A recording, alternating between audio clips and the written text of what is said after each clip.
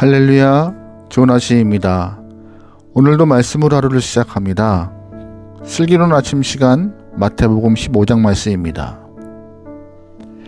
여러분, 데칼코만이라는 말 들어보셨어요? 미술기법인데요.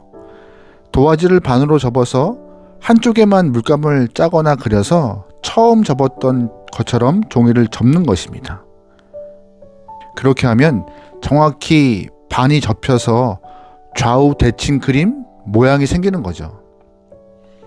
어린아이 장난 같아 보이지만 이 데칼코마니의 매력은 그림으로 표현할 수 없는 신비로움이 표현되는 것이고, 동시에 좌우가 정확하게 대칭되는 것이 이 데칼코마니의 핵심입니다.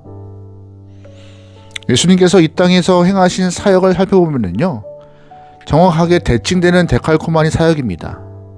무슨 뜻이냐? 예수님은 유대인에게도 가시고 이방인에게도 가셨습니다. 유대인들에게 행하신 기적을 이방인들에게도 행하셨고, 유대인들에게 베푸신 역사를 이방인들에게도 그대로 보이셨습니다. 주님께서는 이방인 지역에 가셔서 행하신 사역이 오늘 본문에 등장해요. 21절이에요. 예수께서 거기서 나가사 두로와 시돈 지방으로 들어가시니. 아멘.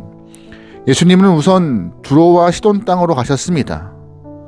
두로와 시돈은 지중해에 인접한 도시국가인데 이곳은 구약시대 아합의 아내 이세벨의 고향이기도 합니다. 예수님은 이곳에서 가나안 여인을 만나세요. 가나안 여인은 자기 딸이 귀신 들린 것 때문에 예수님께 나와서 딸을 고쳐달라고 간구한 것이죠. 22절입니다. 가나안 여인 하나가 그 지경에서 나와 소리질러 이르되, 주 다윗의 자손이여 나를 불쌍히 여기소서, 내 딸이 흉악하게 귀신 들렸나이다 하되. 아멘.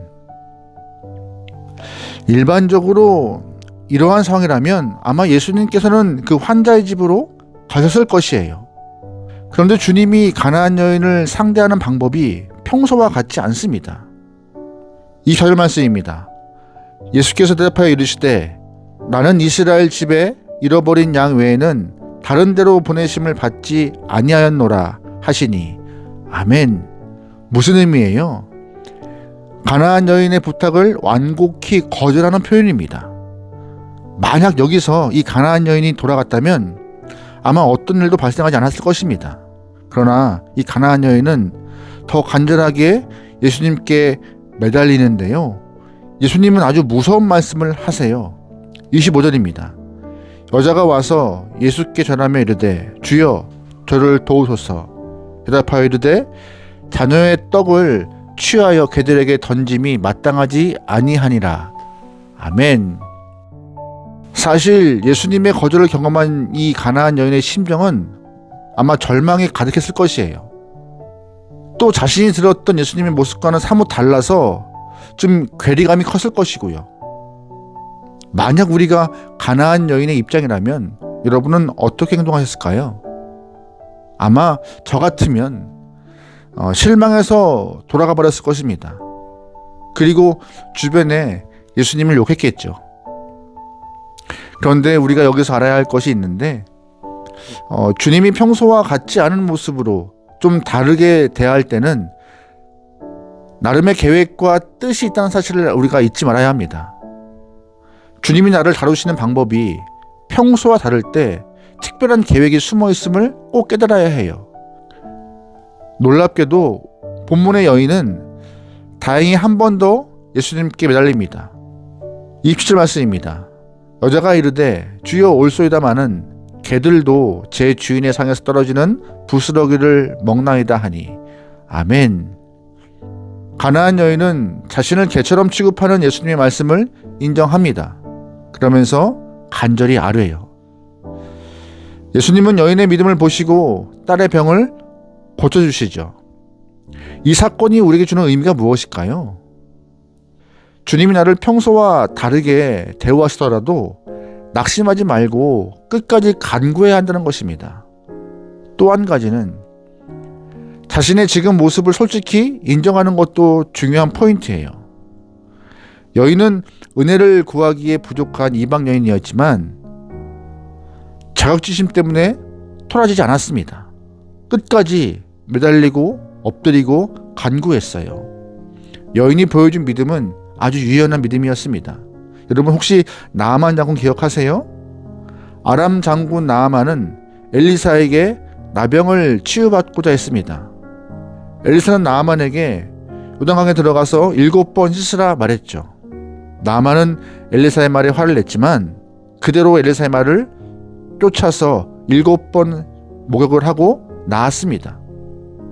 믿음은요, 자신의 가치와 생각을 버리고 말씀 앞에 유연한 모습을 보이는 거예요.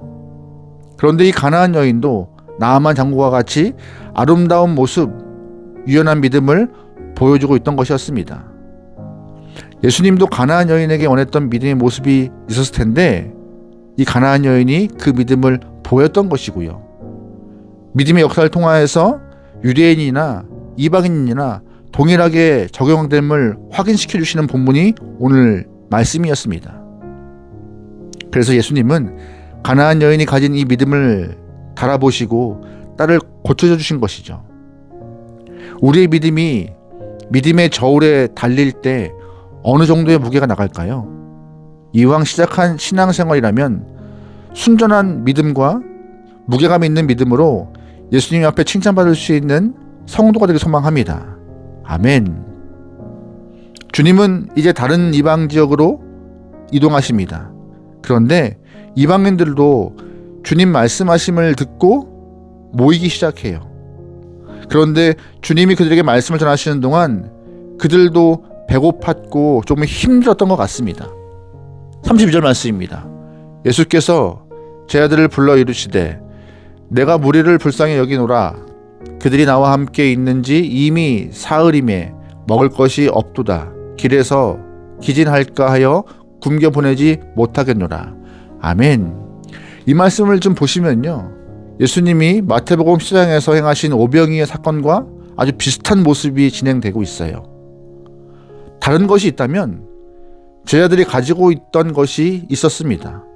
제자들은 보리떡 7개와 물고기 2마리가 있었다는 것이죠. 34절 말씀입니다. 예수께서 이르시되 너희에게 떡이 몇 개나 있느냐? 이르되 7개와 작은 생선 2마리가 있나이다 하거늘. 아멘. 주님은 유대인에게 행하신 것처럼 이방인들에게도 똑같이 행하세요. 36절 말씀입니다. 떡 7개와 그 생선을 가지사 축사하시고 떼어 제자들에게 주시니 제자들이 무리에게 주매 다 배불리 먹고 남은 조각을 7광주리에 차게 거두었으며 먹은 자는 여자와 어린이 외 4,000명이었더라. 예수께서 무리를 흩어보내시고 배에 오르사 마가단 지경으로 가시니라. 아멘. 떡을 들어 축사하시는 것, 나눠주시는 것, 떡을 배불리 먹고 남은 것이 모두 유대인에게나 이방인에게나 똑같이 드러난 모습입니다. 좌우 대칭같이 데칼코마니처럼 동일한 모습이죠.